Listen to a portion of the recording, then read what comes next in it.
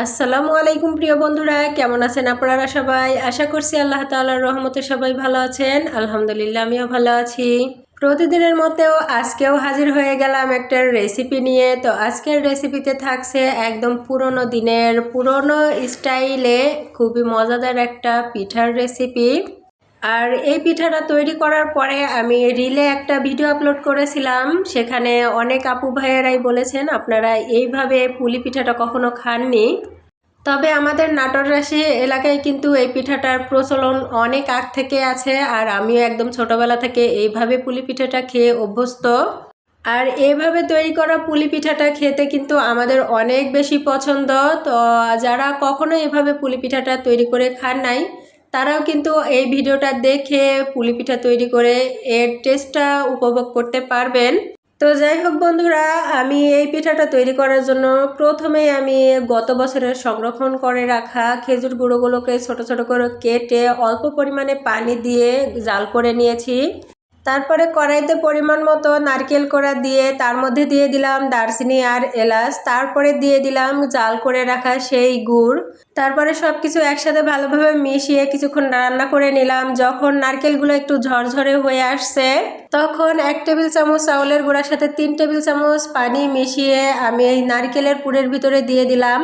তারপরে ভালোভাবে মিশিয়ে ঢাকনা দিয়ে আরও কিছুক্ষণ রান্না করে নিয়েছি। তারপরে কিন্তু একদম হালুয়ার মতো একটা পুর তৈরি হয়ে গেছে। আর আমার কিন্তু এরকমই একটা হালুয়া টাইপের পুরের প্রয়োজন ছিল, কারণ আমাদের এলাকায় কিন্তু এই ভাজা দুধ পুলি পিঠাটা এরকম বেশি করে নারিকেল দিয়ে হালুয়া তৈরি করে, সেই হালুয়া দিয়ে কিন্তু এই ভাজা দুধ পুলি পিঠাটা তৈরি করা হয়। তো যখন পুরটা রেডি হয়ে গেছে, তখন পুরটা সাইড করে রেখে পরিমাণ মতো পানি দিয়ে তার মধ্যে পরিমাণ মতো লবণ দিয়ে যখন পানিতে বলক এসে গেছে, তখন আমার প্রয়োজন মতো চাউলের গুঁড়া দিয়ে আমি চাউলের গুঁড়া সিদ্ধ করে নিয়েছি। তারপরে সামান্য পরিমাণে চিনি দিয়ে দুধটাও জাল করে নিয়েছি, যেহেতু আমি পরবর্তীতে এখানে খেজুরের গুড়টা ব্যবহার করব।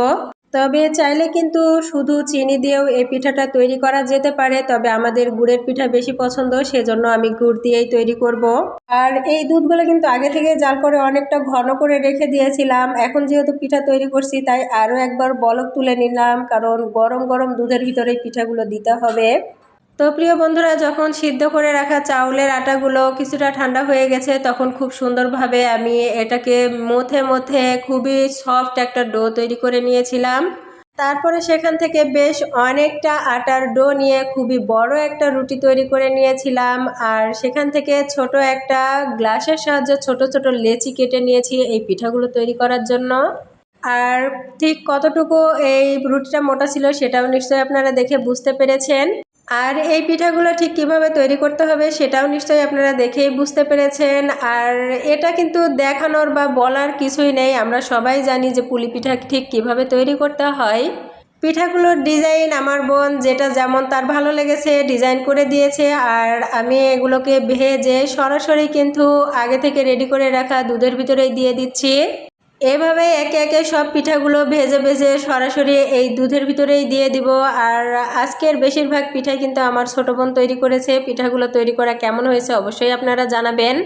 আমি কিন্তু আজকের পিঠাগুলো ভাজাভাজির দায়িত্বে ছিলাম, আর তৈরি করার দায়িত্ব আমার ছোট বোনই ছিল। এই তো বন্ধুরা, সবগুলো পিঠা তৈরি করে দুধের ভিতরে দিয়ে দিয়েছি। আর কিছু পিঠা কিন্তু আমরা শুকনাও রেখেছিলাম, শুকনা খেতেও এই পিঠাগুলো অনেক বেশি মজা লাগে। আর এই পর্যায়ে কিন্তু আমি আগে থেকে রেডি করা সেই গুড় এই দুধের ভিতরে মিশিয়ে দিলাম। গরম দুধের সাথে গুড় মিশিয়ে দিলে কিন্তু দুধের ছানা কেটে যাওয়ার সম্ভাবনা থেকে যায়, তবে পিঠাগুলো দিয়ে দেওয়ার পরে যদি গুড় দেন তাহলে কিন্তু একদমই ছানা কেটে যাবে না। এখন 2-3 ঘন্টা এভাবেই ঢাকনা দিয়ে ঢেকে রেখে দিলে কিন্তু খাওয়ার জন্য উপযুক্ত হয়ে যাবে। তবে আমরা রাত্রে তৈরি করে সকালে খেয়েছিলাম, আর খেতে অনেক বেশি মজা ছিল। তো প্রিয় বন্ধুরা, এই ভাজা দুধ পুলি পিঠা কে কে খেয়েছেন আর কে কে আমার ভিডিও দেখার পরে তৈরি করে খেতে চাচ্ছেন অবশ্যই জানাবেন। আজকের মতো বিদায় নিলাম, আল্লাহ হাফেজ।